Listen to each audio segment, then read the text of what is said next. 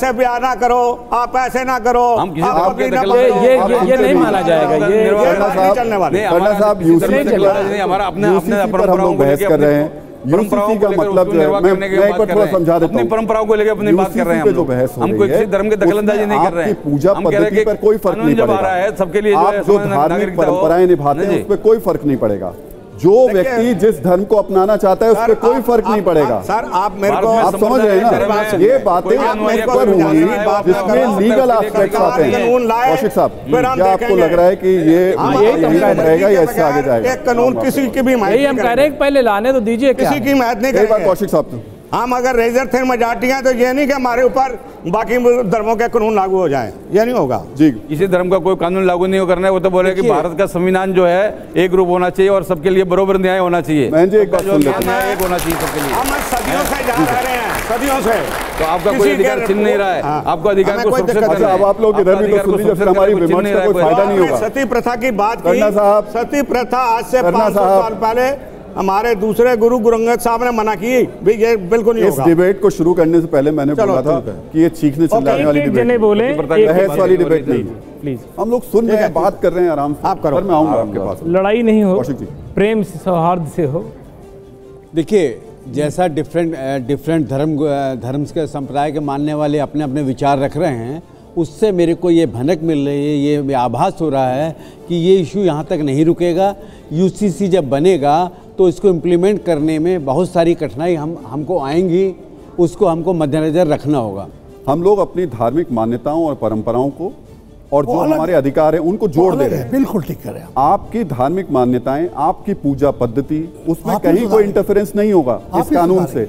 इसमें अधिकारों की बात होगी। लेकिन बहुत सारे यंगस्टर्स मेरे साथ यहाँ बैठे हुए हैं और मुझे लगता है उन लोगों से बात कर लेनी चाहिए और पूछ लेना चाहिए कि कोई सवाल आपके जहन में जो आप पूछना चाहते हैं। खासतौर से जो स्टूडेंट है, मैं आऊँगा सर आपके पास में, लेकिन पूछिए किससे सवाल है आपका? सरदार जी से। सरदार जी, मेरा आपसे सवाल है कि आपने कहा था कि दूसरे के धर्म में क्या हो रहा है क्या नहीं, हमें उस पर नहीं जाना चाहिए कभी भी। तो सबसे पहले ये बात आती है कि हम दूसरे के धर्म पे नहीं जा सकते, लेकिन राजस्थान हो या कोई और भी हो, वहाँ सती प्रथा होती है। तो सबसे पहले हम स्कॉलर बन के आएंगे कि वो क्यों हो रहा है, गलत हो रहा है। तो वो धर्म स्वीकार करेगा, समय के साथ उसको बदलाव भी करेगा, लेकिन आप नहीं करेंगे। तो उस समय वो परिस्थितियाँ थी जो सती प्रथा की, वो देखी थी क्या किसी ने? उस औरत के साथ क्या बीती थी, क्या था, वो किसी को नहीं पता। हम सभी पीएचडी स्कॉलर्स बन के आएंगे कि this is a wrong act and this should not be done in Hinduism, but we can not speak on any other religion what is going wrong in that religion. ये इतना आसान लग रहा है आपको जिस तरीके से? अभी तो कुछ ड्राफ्ट सामने नहीं है, सिर्फ कुछ एक पहलू सामने आ रहे हैं। आसान होगा इसको लागू कर पाना? देखिए, मैं ऐसा बताना चाहता हूँ और इसका उदाहरण देना चाहता हूँ। राजस्थान में आप कहीं भी जाएंगे तो राजस्थान गवर्नमेंट ने एक एक्ट पास किया, जो 13वीं होती थी उसके बाद 13वीं भोज होता था, जिसमें बहुत बड़े पैमाने पे वो भोज किया जाता था और जिससे बहुत लोगों को बहुत ही फाइनेंशियल लॉसेज होते थे। राजस्थान गवर्नमेंट ने एक एक्ट ला के उस प्रथा को ख़त्म किया और पूरे समाज ने उसको माना। ऐसे ही मैं उदाहरण देना चाहता हूँ, हिमाचल में बलि प्रथा थी, हिमाचल हाईकोर्ट ने उस बलि प्रथा को असंवैधानिक घोषित किया। वो अलग मामला है कि वो सुप्रीम कोर्ट में समय लंबित है।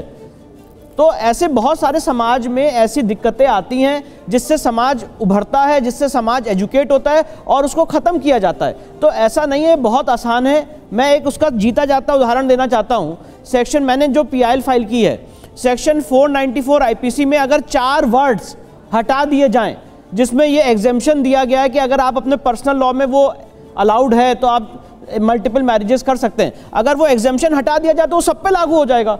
IPC का जो प्रोविजन सेक्शन 494 है, उसी तरह से जो आज चाइल्ड मैरिज प्रोहिबिशन एक्ट है, अगर आप उसको कह दें कि ये इर्रिस्पेक्टिव ऑफ रिलीजन सब पे लागू होगा, जो यूनिसेफ ने कहा है कि 18 साल से कम की शादी करना ह्यूमन राइट्स का वायलेशन है। मैं नहीं कह रहा हूं, यूनिसेफ ने कहा है। तो ये अगर आप सब पे लागू नहीं कर सकते हैं तो मुझे लगता है जो हमारे संविधान में आर्टिकल 25 में लिखा हुआ है कि religion is subject to public order, health and morality, वो डेड लेटर है। इस पूरे मामले पे सबसे ज्यादा शंकित और आशंकित डॉक्टर जॉन दयाल हैं। बार बार उनका हाथ ऊपर आता है। अब बताइए आपका सवाल क्या है? क्योंकि मैंने श्री अटल बिहारी वाजपेयी साहब के साथ काफ़ी लंबे घंटों तक इस बहस की थी और बुढ़ापे की वजह से मैं मानता हूँ सरदार साहब की तरह कि मेरा कुछ हक भी बनता है यहाँ पर। और ये इतने यंग बच्चे हैं, इनको समझाना और सिखाना भी मेरा फ़र्ज़ है।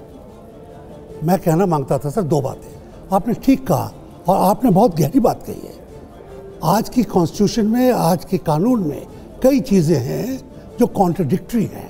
अगर आप कहते हैं कानून सबके लिए बराबर है, 341 पार्ट 3 कहता है हिंदू दलित और सरदार दलित को रिजर्वेशन मिलेगा पार्लियामेंट में, मगर मुसलमान दलित को नहीं मिलेगा।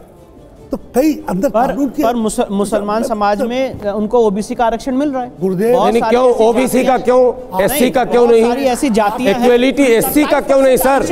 एससी का क्यों नहीं? 27% हिंदू धोबी को मिलेगा, मुस्लिम धोबी को क्यों नहीं? और हिंदू नाई को मिलेगा, मुस्लिम नाई को क्यों नहीं? मुस्लिम समाज के लोग कहते हैं हमारे यहाँ जातियां ही नहीं है। जब उस पर बात कीजिए ना, मुस्लिम समाज आप निकाल लेते हैं अपना। सर मुस्लिम समाज के लोग कहते हैं कि हमारे यहाँ जातियां नहीं है। वकील साहब, जब मंडल कमीशन का केस हुआ तो मंडल कमीशन के केस में सुप्रीम कोर्ट ने कहा कि इनके यहाँ जातियां हैं और उन वंचित क्लासेस को आज भी आरक्षण मिल रहा है। यूसीसी अभी जो डिस्कस हो रहा आर्टिकल 44 पर, इसमें स्पेशली अभी तो ड्राफ्ट आया नहीं है, लेकिन एक बात मानी जा रही है, शादी ब्याह तलाक और बंटवारा और जो अधिकार बच्चे बच्ची का है कुल मिलाकर उतने में इसको रखा जाएगा। यूसीसी का मतलब ये नहीं कि अभी और भी दायरे इसके बढ़ेंगे, चूंकि आर्टिकल 36 से लेकर 51 तक जो है ये तो डायरेक्टिव प्रिंसिपल ऑफ स्टेट का मसला, ये इन्फोर्सेबल है ही नहीं। लेकिन 44 पर अगर डिस्कस हो रहा, शादी होगी तो कैसी होगी, क्या वो कागज पे जो एग्रीमेंट होता कोर्ट में वो होगा, या अग्नि रखकर साथ फेरे पूरे भारत के लोग 4 होंगी या 1 होगी, ये भी है। 4 होंगी या 1 होगी, 1 होंगी, 4 हो कहां रही है? एक व्यक्ति इस समाज में इस आप शो करते हैं, कानून आ जाने दीजिए सर अगर हो नहीं रही है तो आप शो करते हैं, पूरा भारत देखता है। एक व्यक्ति को पकड़ के लाइएगा, 4 बीवी 40 बच्चे वाले को, मैं इस बड़े शो पर का ऐलान कर रहा हूं, यदि ऐसा हुआ जीवन भर हमारे संत महाराज जो कहेंगे इन्हीं का धर्म हम स्वीकार कर लेंगे, लेकिन इस गलत प्रचार को देश में बंद करवाया जाए। 4 बीवी 40 बच्चे पूरे भारत में एक मुसलमान को लेकर आप आ जाइए, मैं आपको कहीं नहीं है। आप रिकॉर्ड दीजिए, सरवर साहब, डबल मैरिज सबसे ज्यादा किसका है? ऊंची आवाज करके, तीसरे नंबर पर, ऊंची आवाज करके आप अगर कहेंगे कि आपकी बात सब लोग मान लें तो नहीं हो पाएगा। तो आप जो बात कह रहे हैं, आप जो कह रहे हैं, मैं ऐसे तमाम लोगों को आपके सामने लाके खड़ा कर सकता हूं जिन्होंने कई शादियां की हैं, जिन्होंने अपनी बेटियों को अधिकार नहीं दिया है, जिन्होंने बेटियों के साथ नाइंसाफी की है, जिन्होंने उत्तराधिकार के नाम पर देता है के साथ, और अगर सरकार देना चाहती है तो हम स्वागत करते हैं, वो इस्लाम है।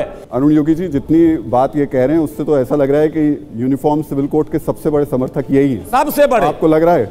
देखिए, यहां पर जो बहस रखी गई है ये यूसीसी के ऊपर रखी गई है। पीछे क्या हुआ है क्या नहीं हुआ है उस पे हमें नहीं जाना है। आज भारत देश विश्व के 5 टॉप अर्थव्यवस्था में आ गया है। समय बदलने की जरूरत है। नज़र को बदलिए, नज़ारे बदल जाएंगे। सोच को बदलिए, सितारे बदल जाएंगे। किश्तियां बदलने की जरूरत नहीं, धार को बदलिए, किनारे बदल जाएंगे। समय आ गया है बदलने का। विश्व हमें देख रहा है और हम यहाँ पुराने कानून के ऊपर लड़ाई कर रहे हैं।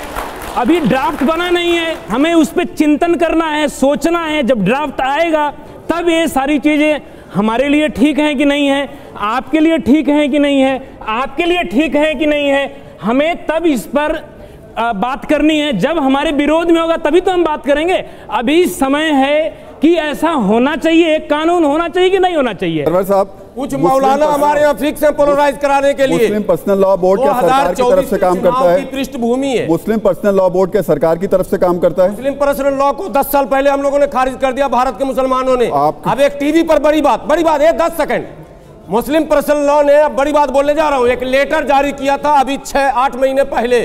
कोई भी मुस्लिम स्कॉलर टीवी पर नहीं जाएंगे, सारे स्कॉलर आ रहे हैं। That's means Muslim personal law खत्म, खेल खत्म।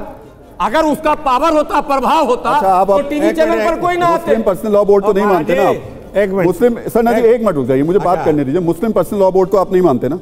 क्यों मानेंगे? नहीं मानते। अब 3 मुस्लिम धर्मगुरु क्या कह रहे हैं इस मामले पे? मानने कहता है। 3 मुस्लिम धर्मगुरु क्या कह रहे हैं ये मैं आपको सुनवाता हूं, फिर पूछूंगा आप उनको मानते हैं या नहीं मानते। नहीं, मैं सुनवा देता हूं। सब मोदी सरकार की मिली भगत है इस देश में, सबको सुनवा देते हैं। कुछ नहीं लागू होगा, ये भी लोग जानते हैं। एनआरसी लागू हो गया क्या? सुन तो लीजिए। 5 साल पहले नहीं लागू, 6 महीने तक देश जूझा था, नहीं लागू हुआ था, लेकिन 6 महीने तक लोग सड़कों पे बैठे थे ना। एनआरसी लागू हुआ, बैठाया गया था, लोग सड़कों पर बैठे थे ना। वही होगा, अभी वही होगा, धरना भी होगा। अभी रुकिए।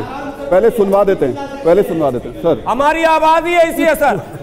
पुलिस वाले पहले